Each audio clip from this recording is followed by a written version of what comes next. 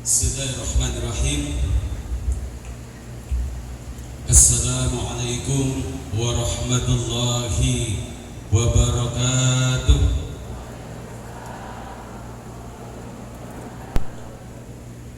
Yang jawab salam saya doakan rezekinya barokah. Yang pekerjaannya sebagai petani mudah-mudahan hasil panennya melimpah ruah. Yang masih jomblo-jomblo, yang pegang kamera kayaknya jomblo, mudah-mudahan cepat nikah. Yang sudah nikah, mudah-mudahan anak-anaknya nambah. Pengen anak nambah apa enggak, Pak? Apa pengen istrinya yang nambah? Maksudnya mudah-mudahan anak-anaknya nambah pinter, nambah taat beribadah, sehingga menjadi anak yang soleh dan solehah. Amin Allahumma amin ya rabbal alamin. Alhamdulillah, alhamdulillahilladzi aina maqadal ghafilin wa nafa'a bidhkiratil mu'minin. فلم يستغلوا بالدنيا وحده بل جمعوا بين الدنيا والدين وعارفوا ما لربه من الحق فقام قيام الصادقين.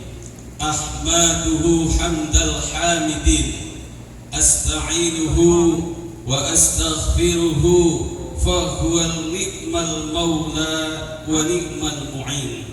أشهد أن لا إله إلا الله وحده لا شريك له وأشهد أن سيدنا محمدا النبي المصطفى الأمين. اللهم صل وسلم على سيدنا محمد وعلى آله وأصحابه ومن تبع هداه بالإحسان إلى يوم الدين. Rabbi israh li sadri wa yassir li amri wahlul 'uqdatam min lisani yafqahu qawli. Amma ba'du.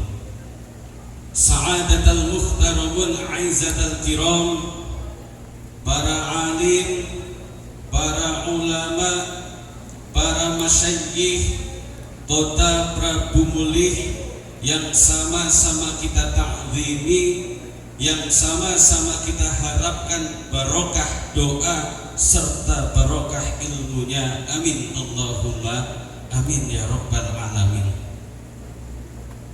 Di lain ulama ada umarok,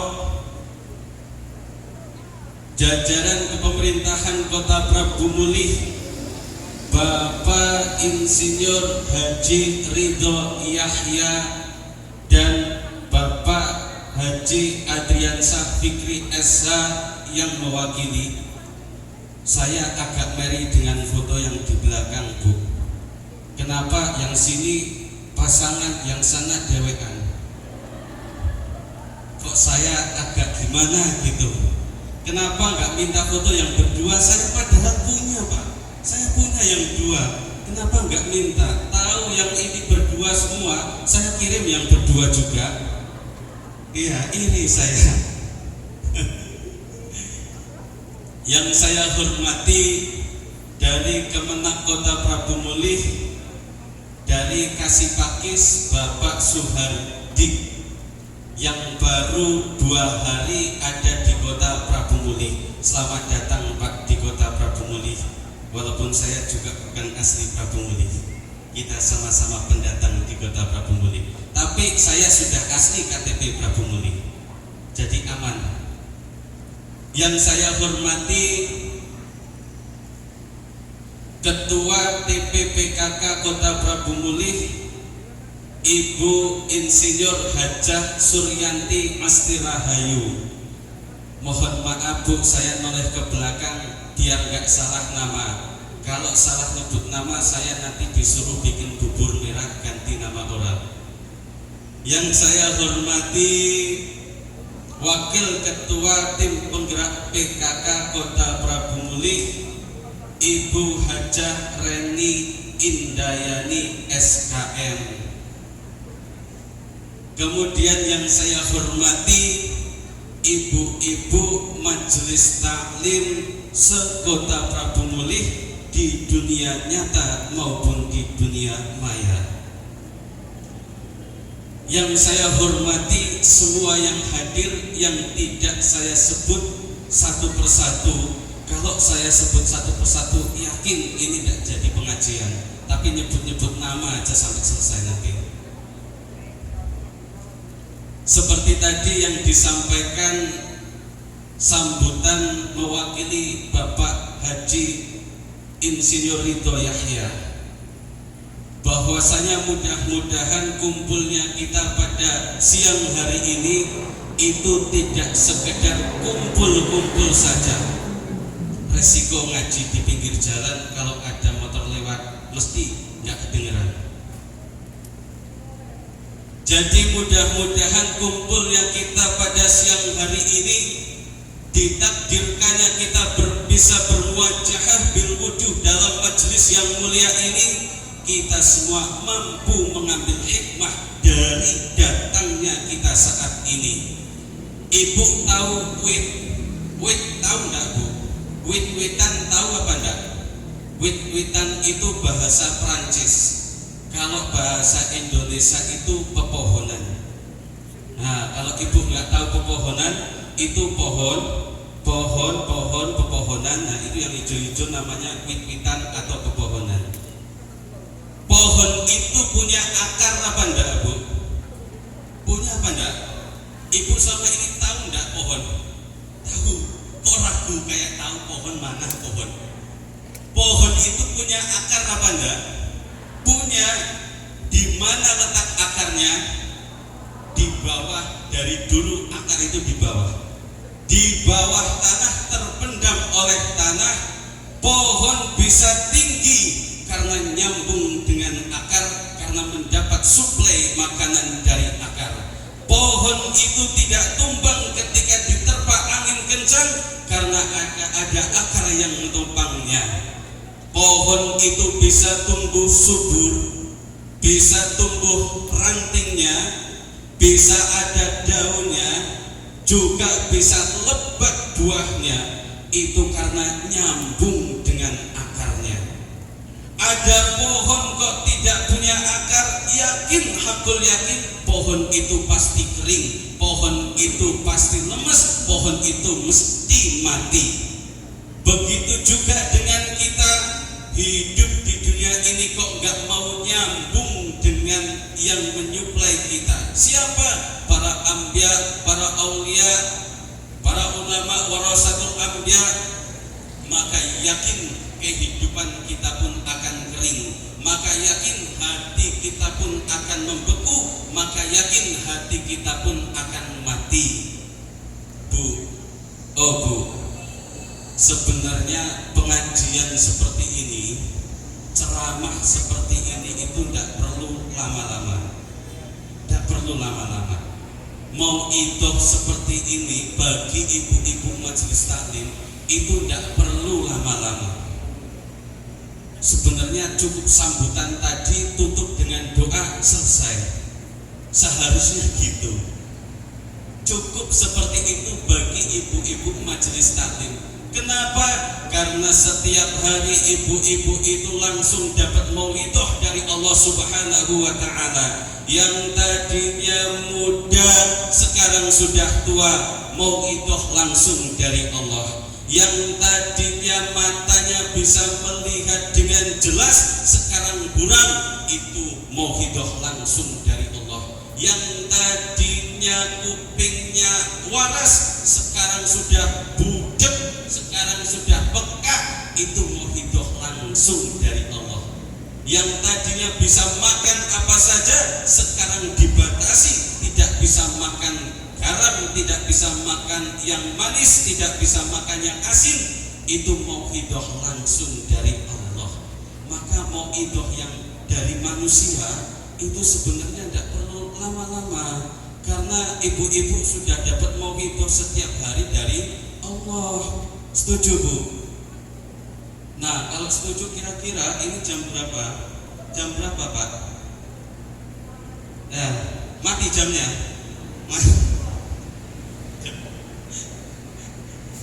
Saya sampai jam berapa ini ngomong Bu? Sampai saya haus. Oke, tidak apa-apa. Jadi mauhidah langsung dari Allah terkadang kita tidak bisa meresapi, terkadang tidak bisa kita menghayati karena hati kita terlalu beku, hati kita terlalu hitam, hati kita tidak bisa menyatu dengan akarnya para ulama. Maka mudah-mudahan ibu-ibu yang hadir pada kesempatan kali ini dijadikan oleh Allah Subhanahu wa Ta'ala menjadi ibu-ibu yang selalu menyautkan hatinya kepada para alim, para ulama. Amin Allahumma amin ya rabbal alamin. Bu, ada cerita sebelum saya berbicara tentang bahaya fitnah dan hoax. Jadi ini kisah nyata dan mudah-mudahan bisa diresapi. Ada sebuah keluarga, ini baru terjadi kemarin di Jawa, kemudian tidak jauh dari keluarga saya yang ada di Jawa tempatnya. Ada sebuah keluarga, di situ ada suami, istri, anak masih hidup semua. Kemudian suaminya ini setiap hari pulang pergi mencari nafkah di sebuah perusahaan. Suatu ketika di satu hari, pagi hari, suaminya itu memberikan nafkah, memberikan uang untuk belanja ke istrinya.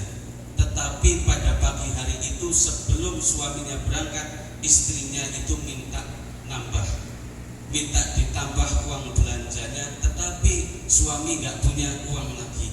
Akhirnya di situ terjadi cekcok kecil antara suami dan istri.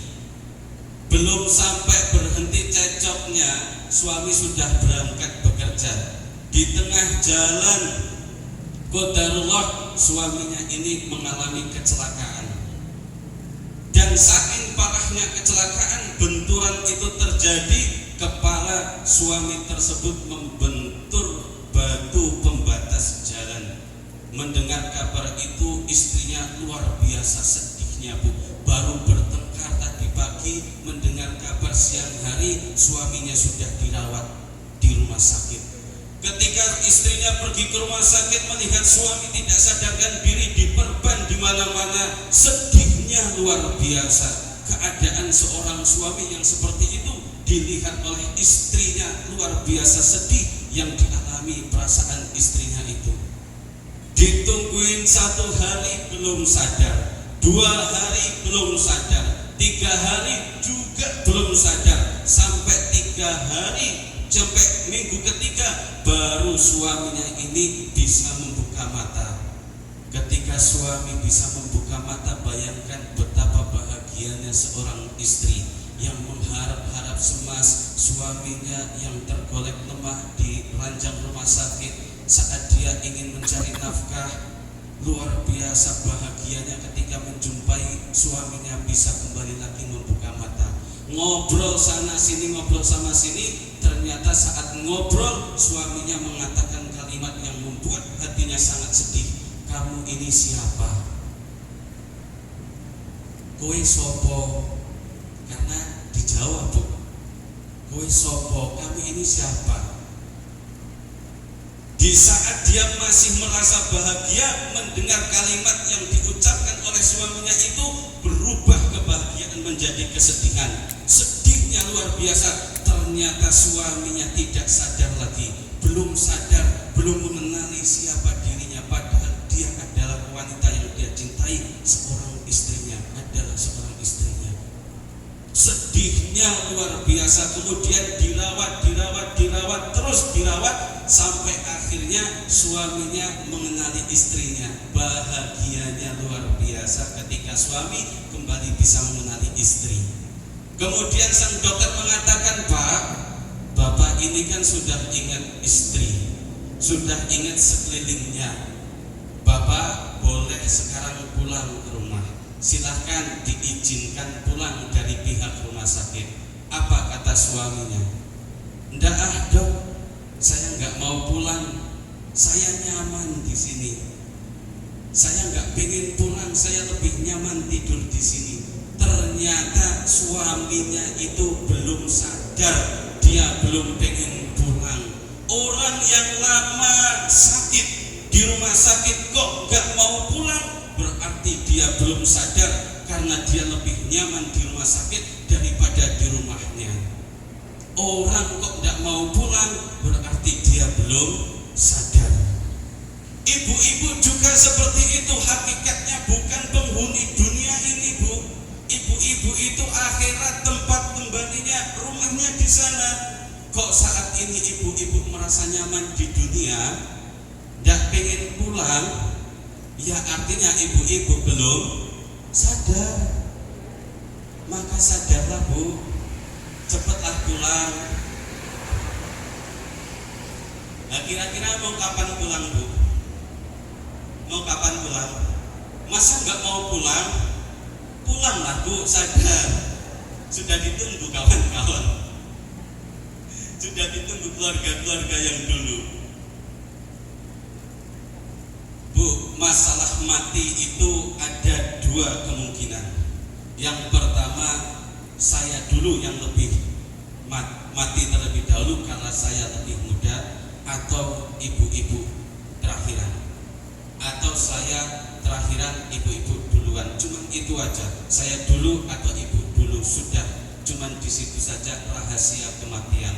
Maka saya berharap bukan saya dulu yang balik, karena saya belum punya anak, ibu-ibu sudah punya cucu. Panas, Bu, panas. Sama, saya juga panas. Alhamdulillah, dikasih panas, alhamdulillah. Dikasih sejuk, alhamdulillah.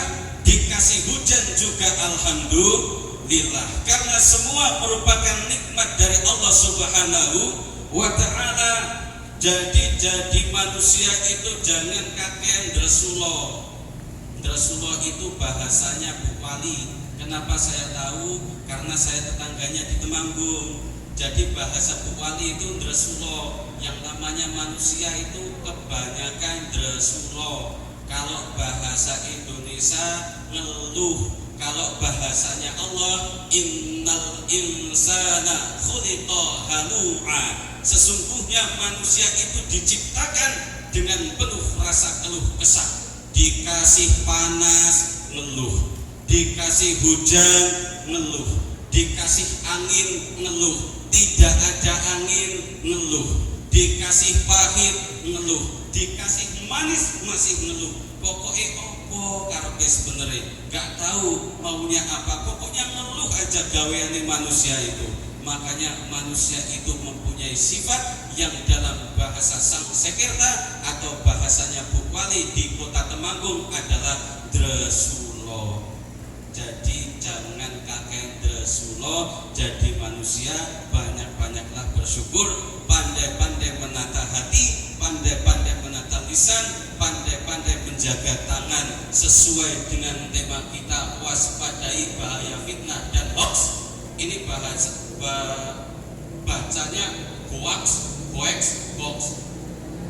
Yang mana, Bu? Mau pilih yang mana ini? Hoax.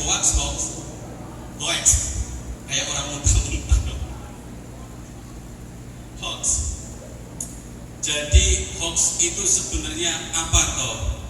Hoax itu kan berita yang tidak benar. Tujuannya apa? Tujuannya ingin memfitnah. Tujuannya mengadu domba. Tujuannya menjatuhkan. Tujuannya tidak ada yang baik.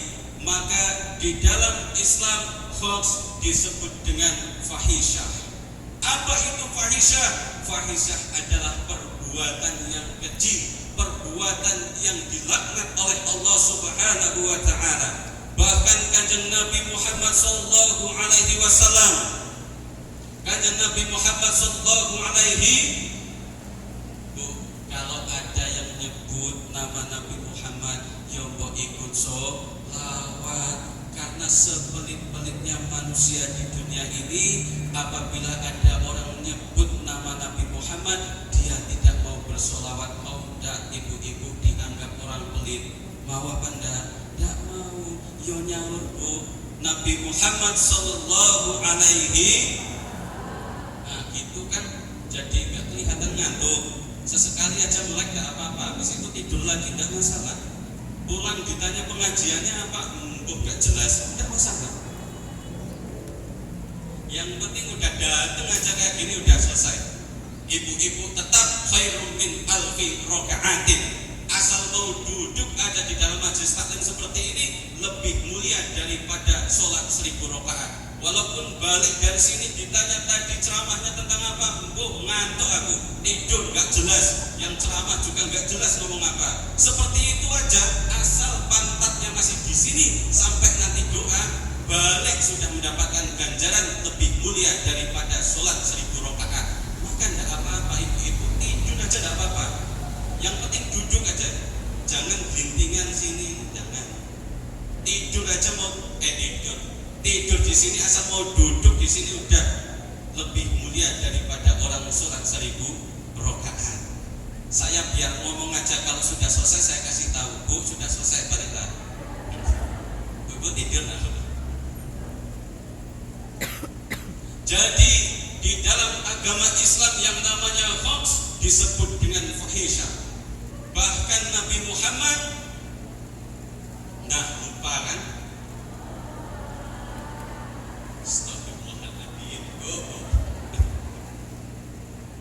Padahal Nabi Muhammad sallallahu alaihi wasallam sudah menegaskan al-kabair, dosa besar itu isyraku billah. Yang pertama syirik, uququl walidain, durhaka kepada orang tua, qatlun nafsi, membunuh manusia, wal yaminul khumus, dan menyebarkan berita hoax. Menyebarkan berita hoax dalam agama Islam termasuk dalam dosa besar. Maka hati-hati bu, pengen pilih dosa yang besar apa yang kecil? Pilih dosa besar apa kecil? Iya bener, gak mau pilih karena dosa semua. Kirain ada yang mau pilih, saya pilih dosa yang kecil. Podo wae, dosa kok dipilih. Jadi hoax merupakan dosa yang besar dalam Islam. Maka jagalah lisan, jagalah tangan. Yang sekarang bisa menebarkan fitnah, yang sekarang bisa menebarkan kebencian, yang sekarang bisa berbicara, itu bukan cuma lisan, tetapi tangan pun bisa berbicara. Percaya apa enggak ibu-ibu kalau tangan ini bisa bicara bu? Percaya apa enggak? Nih bu, coba ini ngomong gimana tangan saya? Apa bu? Haus dia dari tadi belum minum, haus. Tahu kan? Bisa ngomong. Bisa ngomong tangan ini. Lagi. Apa bu? Ya, sikap. Kesini. Bisa ngomong. Tangan ini bisa ngomong. Maka yang bisa menimbulkan fitnah, bisa mengadu domba bukan hanya mulut, tetapi tangan juga bisa berbicara. Lagi. Awas gak ngantuk. Kalau ini bu, ibu berasa 17 tahun lagi bu ya, gak apa-apa. Itu bukti bahwasanya yang bisa menebar hoax bukan hanya lisan, tetapi sekarang berpindah tempat melalui tangan. Media sosial, lisannya diam, akan tetapi tangannya berbicara. Al-yawma nakhtimu ala afwahihim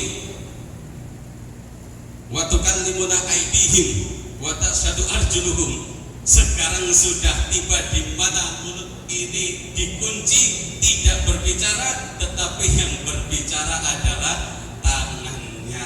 Maka hati-hati. Bahkan juga di dalam hadis Rasulullah Muhammad sallallahu alaihi wasallam itu menegaskan al-muslimun man salama muslimun min lisanihi wa yadihi. Yang namanya muslim itu adalah ketika tetangganya merasa nyaman, tidak terganggu dengan lisannya. tetangganya, teman-temannya merasa aman, tidak terganggu dengan ucapannya. Itu muslim. Kalau ada muslim tetangganya itu selalu diomongin, difitnah, direndahkan, disebar aibnya, kira-kira termasuk muslim dalam kategori yang baik atau yang buruk? Buruk. Muslim adalah ketika saudaranya sesama muslim selamat dari ucapannya maupun dari tindakan tangannya, selamat kabeh. Bahkan juga dikatakan di dalam hadis, man yu'minu billahi wal yaumil akhir falyaqul khairan aw liyasmut. Kalau ibu-ibu itu percaya akan adanya Allah, ibu percaya tidak ada Allah, Bu. Bu, tidurnya ini kayaknya. Tadi saya tidur, caknya tidurnya ini. Si malakama saya. Bu, bangun, Bu. Saya mau tanya, ibu punya anak gadis? Oh, salah. Ibu percaya Allah? Percaya. Ibu percaya ada Allah apa enggak? Percaya. Ibu percaya kalau nanti setelah ibu mati itu bakal dibangkitkan kemudian dihisab setiap amal perbuatan? Ibu percaya? Yakin percaya apa hanya percaya saja? Dari mana ibu percaya padahal belum pernah ke sana? Ayo. Karena ibu-ibu sering ikut ngaji, makanya jadi ibu-ibu yang solehah, menjadi ibu-ibu yang paham tentang ilmu agama. Amin Allahumma amin ya rabbal alamin. Karena seperti ini, Bu, yang namanya wanita, almar'atu imadul bilad, fa in hasanat hasanal bilad, fa in fasadat fasadal bilad. Yang namanya ibu-ibu yang hadir pada kesempatan kali ini, itulah tonggak tiangnya agama. Kalau ibu-ibu tidak paham tentang tonggak negara, kalau ibu tidak paham tentang agama, maka rusak negara ini. Dan alhamdulillah, hakul yakin saya husnudon yang hadir pada kesempatan kali ini semua ibu-ibu yang paham tentang agama sehingga menjadi maslahat di negara. Amin Allahumma. Karena yang namanya bapak-bapak, yang namanya suami ini, Bu, 3 suami ini ini tidak akan sukses tanpa ada doa seorang istri. Ada seorang suami sukses itu bukan hanya kerja keras seorang suami, tetapi ada doa istri di belakangnya. Maka kalau ada suami belum sukses, cepat-cepat ganti istri.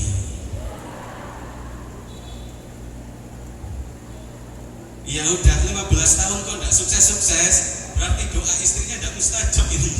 Gantilah yang mustajab. Atau tambah, didoain istri 1 saja sukses, apalagi ada 4 yang mendoakan, yakin sukses. Saya habis ini diserbu ditonjokin ibu-ibu nih. Tapi bagi bapak-bapak yakin habis ini saya ditambah isi amplopnya. Jadi seperti itulah, Bu, yang namanya wanita adalah tonggak di mana keberhasilan suatu daerah. Kalau daerah tersebut wanitanya paham tentang agama, maka dijauhkan dari bala musibah dan bencana oleh Allah Subhanahu wa ta'ala. Amin Allahumma amin ya rabbal alamin. Nah, sampai mana tadi, Bu, saya ngomong? Kok tiba-tiba sampai wanita-wanita ini? Jadi yang namanya menjaga lisan, ibu percaya kalau nanti semua amal perbuatan itu dihisab oleh Allah, falyaqul khairan aw liyasmut. Kalau bisa berkata baik, ya katakan. Kalau tidak bisa berkata baik, tidak usah ikut-ikut ngomong. Kalau ibu tahu permasalahannya, tahu ilmunya, silahkan berbicara, silahkan share beritanya. Tetapi kalau ibu-ibu tidak tahu beritanya, asal share aja. Ditanya, Bu, tadi yang di share di grup WA tentang apa? Nggak tahu, ikut-ikut aja. Jangan, karena Allah sendiri yang mengatakan la taqfu ma laisa laka bihi ilmun. Jangan pernah kalian berbicara, jangan pernah kalian menyebarkan berita kalau kalian tidak pernah tahu isi beritanya.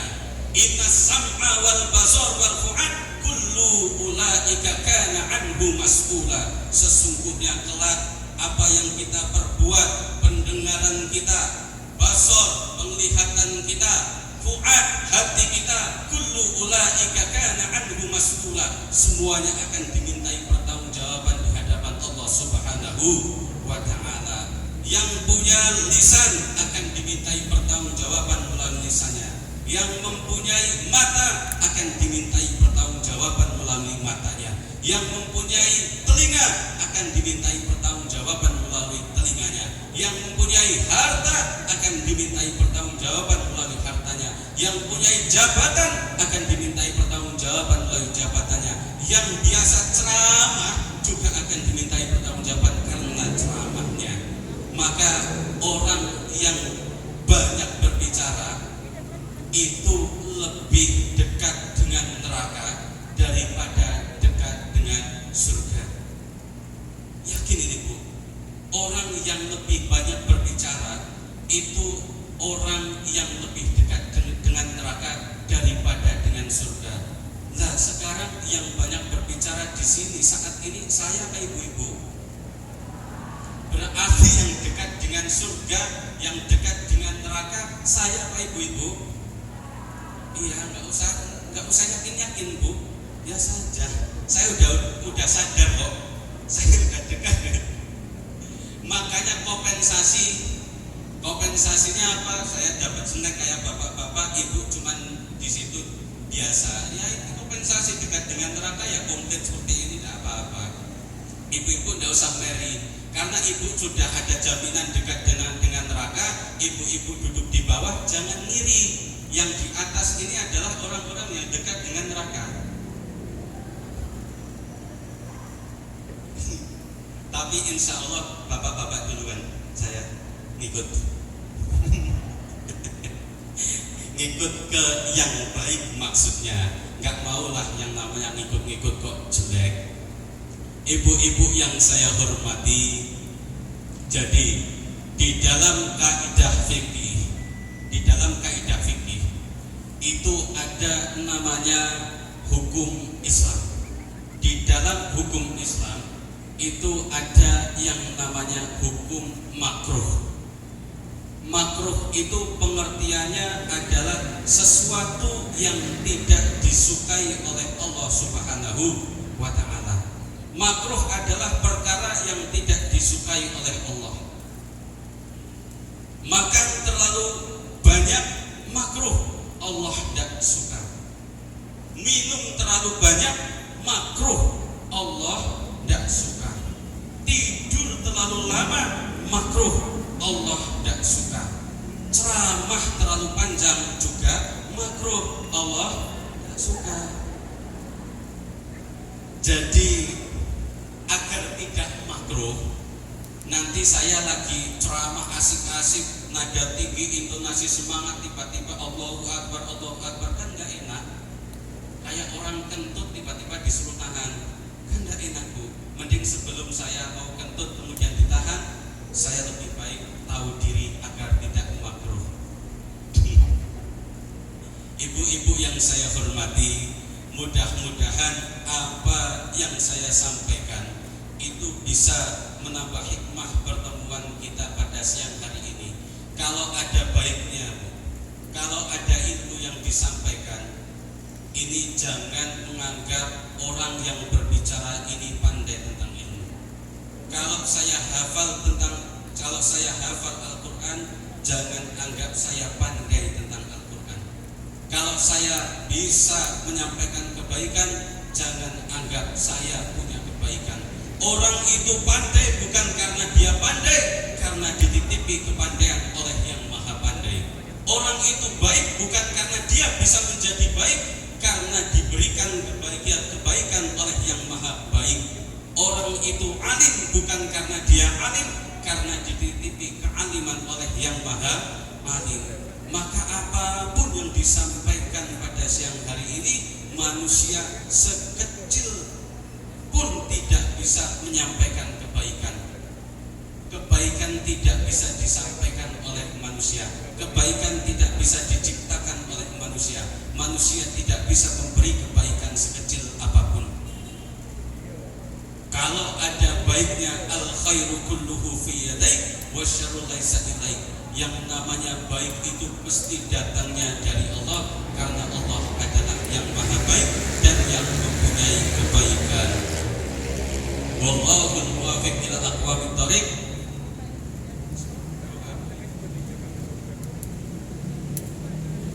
Untuk mengambil afdalnya doa, fadilah doa, karena yang hadir ini saya lebih muda, doa itu lebih afdal yang lebih tua.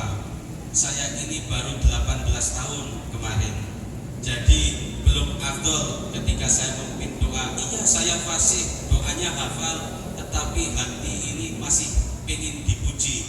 Saya kalau nanti kebanyakan ngomong, pengen dipuji, payah, jadi tidak ikhlas. Kalau saya nanti pimpin doa, tidak ikhlas juga, karena doanya terlalu dibuat-buat, jadi tidak fasih, jadi tidak ikhlas. Saya mohon maaf, tidak mengurangi rasa ta'zim dan hormat saya. Biarkan beliau-beliau yang ada di depan ini yang pimpin doa penutup majelis pada kesempatan kali ini. Wallahu a'lam bishawab. Wallahul muwaffiq ila aqwamit thoriq. Assalamualaikum warahmatullahi